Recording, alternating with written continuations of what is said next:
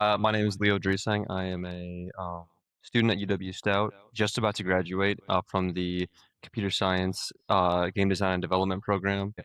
I'm working on a game right now called Gatorhucker. I am the game director. It's a team of about 18 people. First on itch.io and then Steam and Epic later, most Mhm. likely. And then I also work for Cowtown Games. I work on Void Reavers. Okay, yeah. I'm primarily responsible for the UI, UX, and some of the game design decisions over there.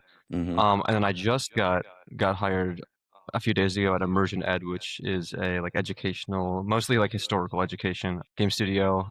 They sent me like a NDA yesterday that I honestly haven't gotten to reading yet. So I don't know how Yeah, much I can say about that one, but I'm going to be working there on a gotcha. contract for a bit. I don't know how much I can say about that one. So we'll leave it Yeah. at that. Yeah, I gotcha. Obviously, I've heard of Void Reavers. I got to play it at MDev last year. It is a fun game, very much so. Thank you. That's pretty cool. So how did you start? Obviously, you're heavy into games and stuff like that. Is that something you always wanted to do? Is that something you fell into? How did you sort of get here? Yeah, since I was a kid, I knew I wanted to do something in gaming. Game development wasn't always the thing that I knew I wanted to do. But yeah, no, I was a kid where I was like my parents had to rip me off of the Xbox or the Wii Yeah. to get me to go outside, right? So I think the first thing that I really wanted to do, if I'm not mistaken, was I wanted to get into like either content creation or esports. One of those two was first. One of them was first, one of them was second. So like streaming YouTube, and then Mhm. I have been playing pro Overwatch for a long time now. And I've always been in that echelon where like I'm very high ranked compared to the rest of the player base, but not quite high enough to take it to like the pro level where I could make enough money to like support myself. Yeah. So that has become more of a hobby as I grew older, and I realized that I wasn't gonna be someone who was gonna make money playing Overwatch Yeah. 6 hour or 16 hours a day. But no, I've still been doing that recreationally. I play on like my college esports team, but I shifted away from content creation slash esports and decided that game development was going to be something that I tried, and I really enjoyed that, especially like coming up with like the actual design for the games, like all the mechanics and stuff. Mhm. I started off in like my late teens doing like a bunch of like board game design stuff Okay. just like as a hobby, and I had a lot of fun doing that. So when I was like, it's time to figure out where I'm going to go to college, game design was like the obvious thing, and I didn't know if I wanted to do like art side or computer science side Mhm. because those were, I mean, Stout was like the really the only option I could go to, because I wanted to pay in-state tuition, so Stout's like the only college in Wisconsin Yeah. for game design, and I have to pick either art or computer science going in. And Hmm. I wasn't particularly interested in like either of those. I was mostly interested in the design side of things, right? So I picked art to start out with, and I did that for about a month. And I said, "Yeah, I'm not doing this. I was not built for that." And I switched over to computer science, and that has been a lot better for me. I still enjoy the design part the most. I mean, a lot of the stuff I do on the games I work on is design, but Mhm. the computer science background is nice as well because now I can design things in the game and then go code them myself. I don't necessarily need to pass it off to somebody else. Of course, that is Right, the case a right, lot of right. the time, but in many cases, I can just whip it up myself. So yeah, that's kind of how I ended up where I am. I've only been to Wisconsin one time, but like I said, I went to MDev, and so I got to meet a lot of Wisconsin folks, and it seems like Wisconsin, its game hub, was a surprise in itself. But the fact that there are schools that are fostering that, I mean, like, still, even though there are more schools kind of getting on board with game design and development and stuff like that, it's still not as prevalent across the country. And plus, you saying working on the board games, the whole Dungeons and Dragons aspect and, all of that stuff. It seems like a lot of you guys went from like the board games to, or from esports and kind of just wove the two and then sort of made yourselves, made your way to game development. Yeah, yeah. I mean, I think like a game design and development education, like formally, is like a pretty new thing. Mm-hmm. And only within the past few decades. I mean, and I would assume that like that's why a lot of universities like don't have a program yet, and because it's somewhat niche. Mm-hmm. But what I do think is interesting is I think a lot of colleges are trying to attract like people who are interested in video games, even if they don't have the that specific major for game design development. Yeah. And the reason I think that is just because I keep seeing like colleges pump money, especially into like content creation, either extracurriculars or like minors or sometimes even Yeah. majors, and then esports as well is another really big one. Like when I started out. Like Stout was one of the only Wisconsin colleges that had esports, and I feel like almost all of them that I can think of like have. So that's been that. I think that's picking up, and I would imagine that like it obviously takes longer to build a whole curriculum around for game design. So I'm sure that like that will take a bit longer, but I think we'll probably start to see more. I mean, obviously, you're getting ready to graduate and stuff like that. So, like, what would you say was your experience within that? Sure, yeah. Well, I think there's no doubt that like the classes and stuff that we need to take are great for getting the skills. Mm-hmm. Obviously, on my side, like the programming classes are that's the only reason I know how to code at the level I do. And then for school projects, for classes, I've made a number of projects that in teams, a number of like mini personal projects, Mm-hmm. game projects, right? That is great experience. Gatorhucker itself is a senior project that we've been working on since Okay. October. So I mean, I think that's probably like I mean, it's gonna be the first like big game really that I put out with my name on it. So I think like that itself is like that's huge, Yeah, right? I get told how difficult it is to ship a game and all of that stuff. So, I mean, the fact that you even get to be at that step is pretty big. Yeah, it's really tough. I think I will say though, I think you may learn the technical skills to do game design at college, but you kind of need to put yourself out there further to especially on the networking side, like is it's really important to meet people and like sort of get your foot in the door in the Hmm. industry. And there's not so much focus on that in college. It's mostly on the technical skills. And I feel like the first time I went to GDC, I've only been twice, but the first time I went was the 2025 one, and I was like that like blew my mind with just how many people were there. Yeah. And I really felt like just another fish, and I'm like, oh God, how do I stand out how do I stand out here, especially as like a junior or you know someone who's just trying to get into the industry. And since then I've just been like I want to try to like speak to as many people as I can that like do things that interest me. Like I know you had Kat Craig on here before. I've met her a couple Hmm. times. She's great. And it's also the reason like going to GDC that first time is the reason that I decided to join Cowtown just because I wanted to work on another project and get my name out there and you know hone my skills. So yeah, that's what I would say about Yeah. college is it's very helpful, but not the whole picture. You being a gamer, now you've been in game development and stuff like that. After that, like, are you just trying to get more games out of there? Like, what is sort of your goals as you're about to graduate and you got games coming out and things like that? You got a lot on the horizon. So, like, what's up for you? So short term, like my short term goal right now is I just need to get Gatorhucker out the door. I want to make sure Yeah. it's polished and everything works. Obviously like this last month is going to be crazy. Long term, getting the other games that I'm working on out the door. So Void Reavers, for example, it's a Hmm. huge game, and we have a team that you know can only work so much on it. Very young studio. It's tough, but we all care about it a lot. So that went out the door. A few other projects that I'd like to work on to get out the door. But I mean, all of that is sort of just a way to get experience and get my name out there. But like if I was to say like where I want to work, where I want to end up, is I really want to work in at the Overwatch team at Blizzard. Like I said, I've been playing Overwatch for a very long time, like Yeah. since release. So I feel like I know it inside and out. And I have like a lot of ideas for designs of new characters or how different characters could fit into their different game modes. They released a new game mode about a year ago called Stadium, which is like it's got like MOBA elements to it. Okay. I don't know if you've heard of it, but basically there's a lot of new design work that has to go into it whenever you add a new character into that mode. Hmm. Um, so they don't have the full roster in. So I have a lot of ideas on how to get characters into that mode.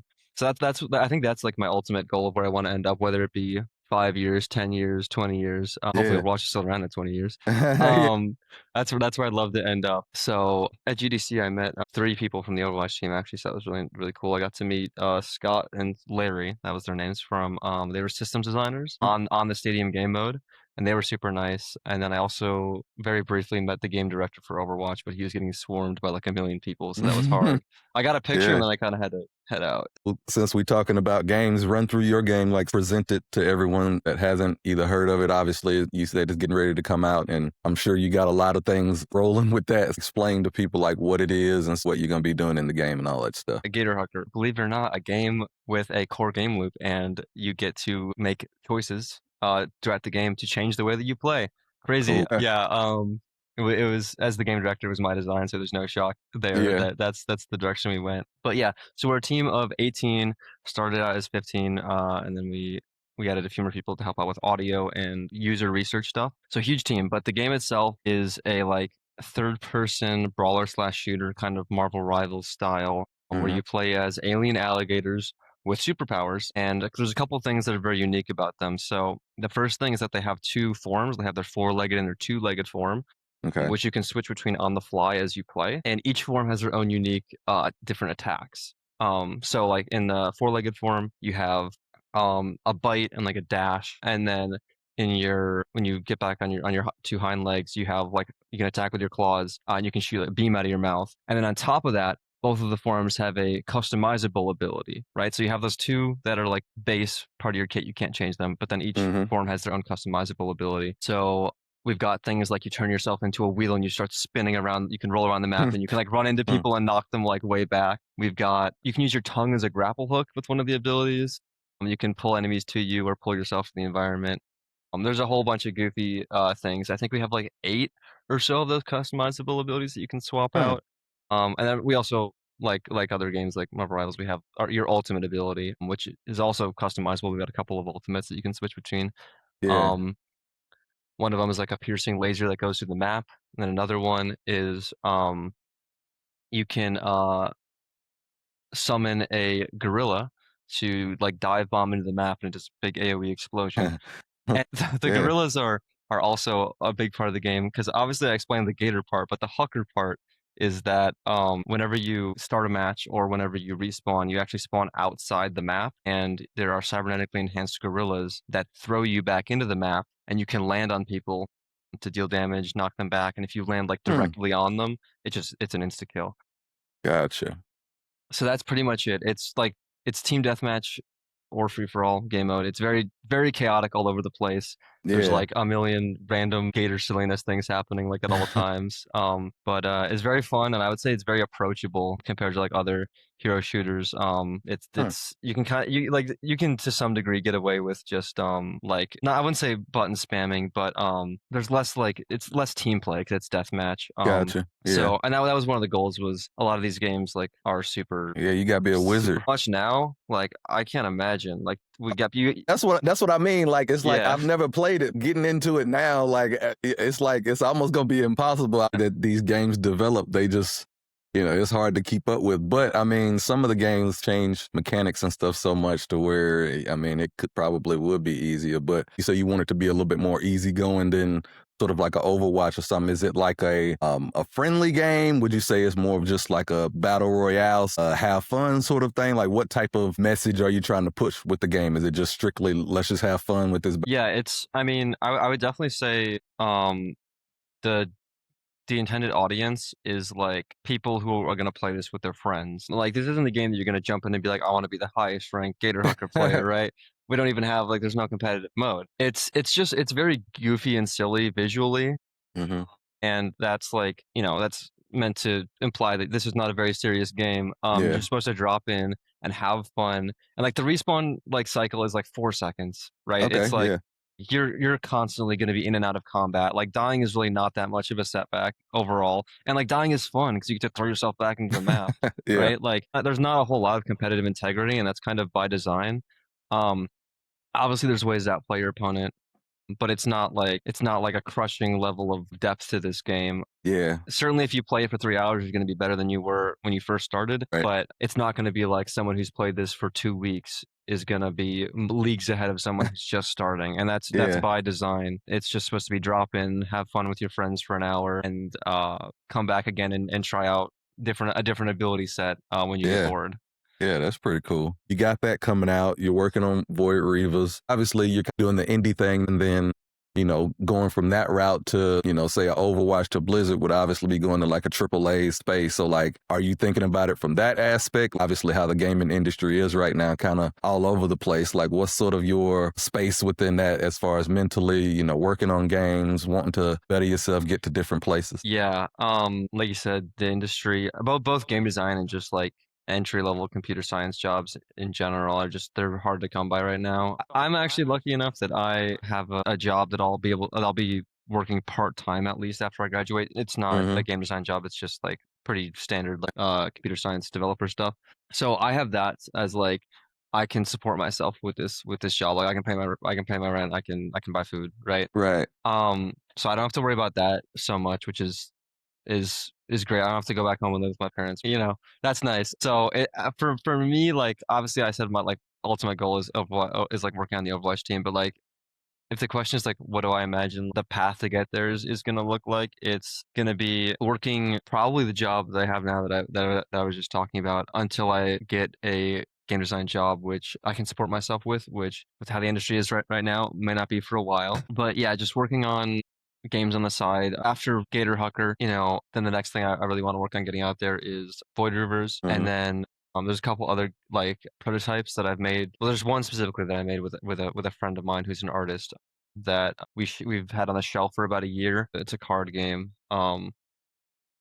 Yeah, so that's something that we could look at revisiting as well. It's kind of just like making games from or just getting games out there that are quality and have my name on it just over time, and you know, keep going to things like MDev when I Yeah. can, talking to people in the industry. And it's A job always you nice love. to know people. I done got with this podcast because I've interviewed them or known them or anything. You know, that's how I got to MDev. Actually, you never know where your opportunity is gonna come. And you say Yeah. you had a something on the shelf with a card game. We need more card games.